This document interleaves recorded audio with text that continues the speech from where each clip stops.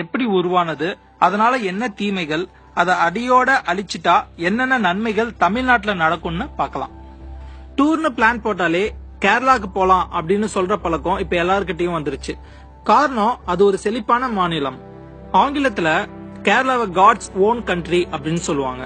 அதுக்கு அடிப்படை, அங்க சீம கருவேல மரத்தை வேறே உருவாகாத மாதிரி அந்த மாநில அரசு அழிச்சிருச்சு. வந்தாரை வாழ வைக்கும் தமிழகம் 1960ல வெஸ்ட் ஆப்பிரிக்கால இருந்து கொண்டு வரப்பட்ட இந்த சீம கருவேல மரத்தை ஃபர்ஸ்ட் ரொம்பவே ஆதரிச்சாங்க. அதுக்கு காரணம், அப்ப விறகு தட்டுப்பாடு அதிகமா இருந்துச்சு. சாப்பிடறதுக்கு சமைக்கணும், சமைக்கிறதுக்கு அடுப்புல விறகு வேணும். இந்த சீம கருவேல மரம் நிறையவே விறகுகளை தந்தது. இன்னமும் சில இடங்கள்ல இந்த விறகுகளை தான் பயன்படுத்துறாங்க.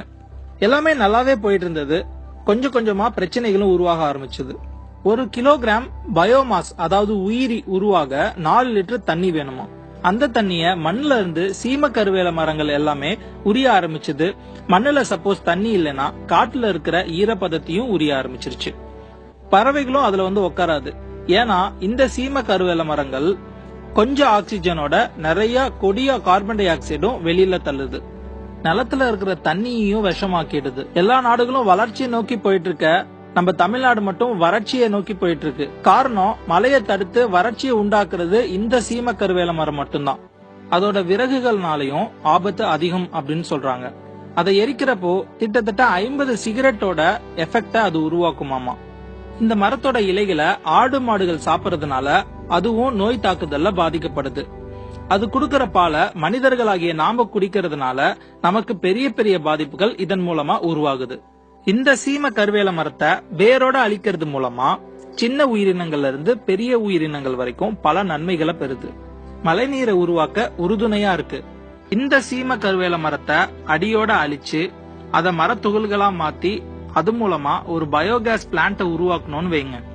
ஒரு மாவட்டத்துக்கு தேவையான 10 மெகாவாட் மின்சாரத்தை உற்பத்தி பண்ண முடியும். அதனால நமக்கு நாமே நேரத்தை ஒதுக்கி இந்த சீம கருவேல மரத்தை வேரோட அழிப்போம். தமிழ்நாட்டுல 6 கோடி தமிழ் மக்கள் இருக்கும். ஒருத்தருக்கு ஒரு சீம கருவேல மரம் அப்படின்ற கணக்குல எல்லா மரங்களையும் தூர்வாருவோம்.